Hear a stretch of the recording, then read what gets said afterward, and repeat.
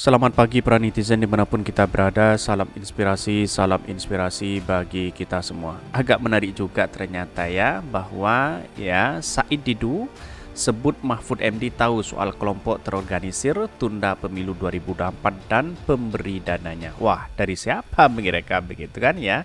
Ini sangat mengkhawatirkan sekali karena ini bertentangan dengan konstitusi kita begitu kan ya.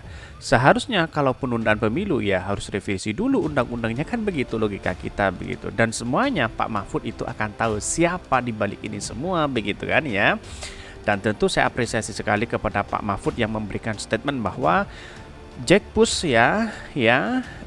PN Jakpus memberikan satu statement bahwa penundaan pemilu, lalu kemudian ditanggapi oleh Pak Mahfud bahwa ya ini harus kita lawan, kata Pak Mahfud.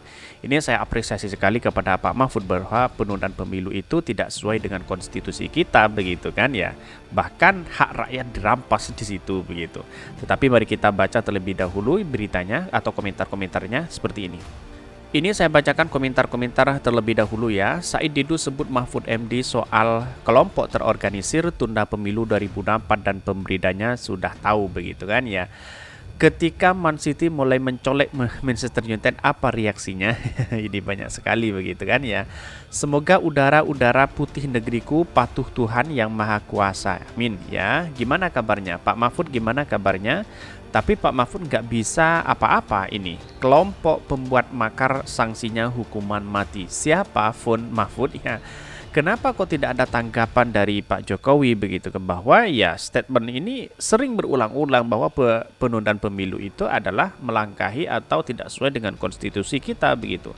Tahu doang tapi nggak ikut mencegah, apa gunanya Said Didu ini? Pasti tahulah dia bagian dari aktornya. Wah, ini ada pro dan ada kontra begitu kan. Dia cuma tukang tahu bersama salesnya. Biang kejadian LBP, WR, HP, Teto. Wah, banyak sekali yang mengkritik mereka begitu kan. Tapi ada satu sisi yang menarik di sini ya. Kalau Pak Mahfud mengatakan berlawanan dengan konstitusi kita, seharusnya Pak Mahfud kan bertindak begitu kan ya. Tapi tahu dirilah bahwa ya karena Pak Mahfud itu seorang menteri ya, pembantu Pak Jokowi ya tergantung Pak Jokowi begitu kan ya. Inilah yang menunjukkan bahwa eksistensi keberhasilan Pak Mahfud hari ini sangat luar biasa menurut saya ya. Tapi di satu sisi ya terbongkar semuanya apa yang terjadi selama ini begitu. Pak Mahfud harus bongkar kepada publik, kepada masyarakat bahwa penundaan pemilu itu adalah langkah yang tidak sesuai dengan konstitusi kita.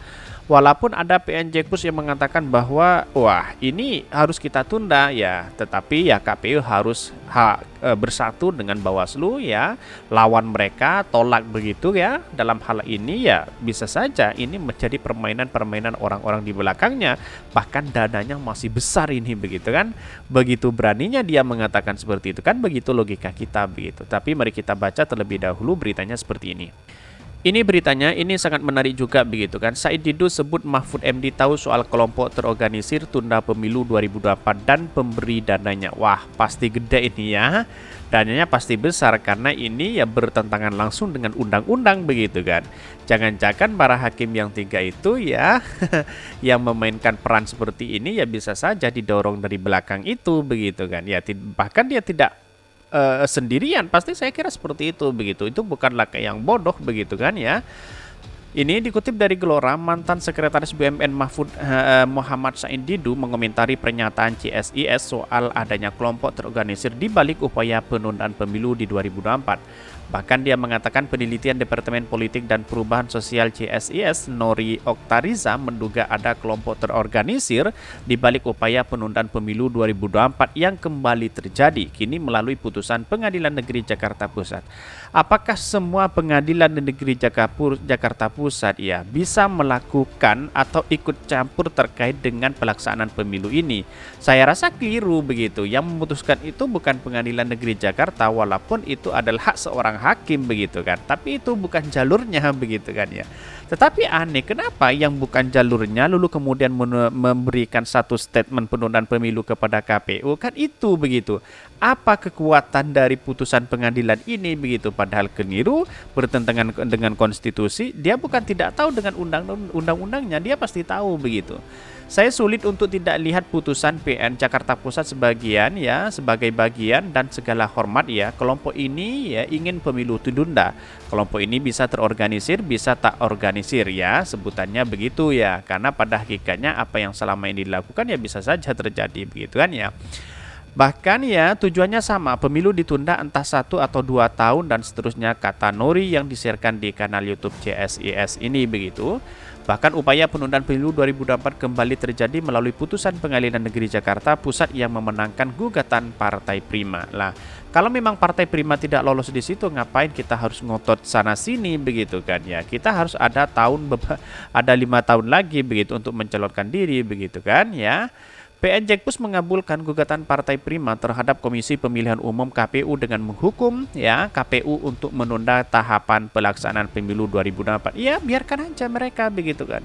Dalam artian walaupun dari keputusan Pengadilan Negeri Jakarta Pusat ya melakukan hal itu ya, biarkan aja kan, dia tidak sesuai dengan konstitusi. Arahnya itu salah dan keliru begitu kan ya. Alasan Partai Prima membongkar KPU yaitu karena merasa merugikan oleh tindakan KPU dalam verifikasi administrasi partai politik yang ditetapkan dalam rekapitulasi ya hasil verifikasi administrasi partai politik calon peserta pemilu.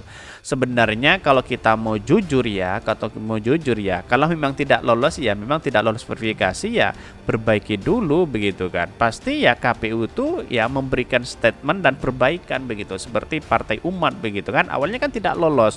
Lalu kemudian ya disuruh verifikasi dan disuruh selesaikan, akhirnya lolos begitu kan ya. KPU tidak sembarangan memberikan itu begitu kan ya.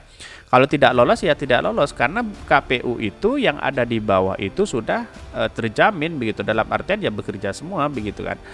Atas kerugian yang dialami Partai Prima meminta PN Jakpus menghukum KPU berupa tidak dilaksanakannya sisa tahapan pemilu 2024 selama lebih kurang 2 tahun dan 4 bulan dan 7 hari sejak putusan dibacakan.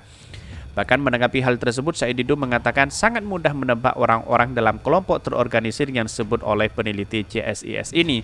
Sangat gampang diduga ya siapa mereka. Mereka ya berada dalam kekuasaan, ujar Said Didu dikutip dari Uwe Newsworthy ya dari akun Twitter pribadinya.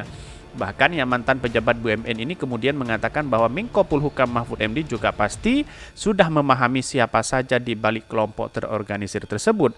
Bahkan Pak Mahfud juga menduga mengetahui pihak yang mendanai mereka. Pak Mahfud MD pasti sangat paham dan siapa mereka dan siapa yang mendanai mereka, ujar Said Didu.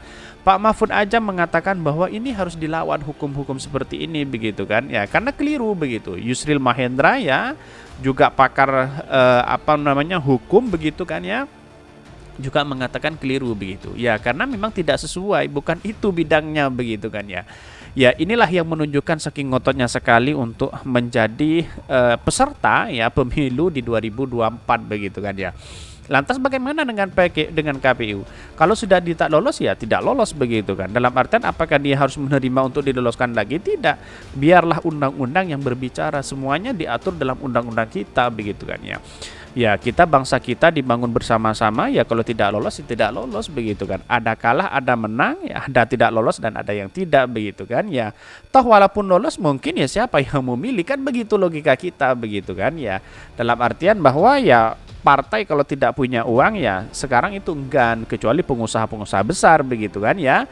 Karena modal besar dalam partai ini sangat luar biasa sekali begitu kan ya, tidak hanya modal miliaran begitu, tapi bahkan ratusan miliar begitu, di mana masih belum ada tempat, kantor, DPC, DPW dan sebagainya. Kira-kira seperti itu logika kita begitu kan ya.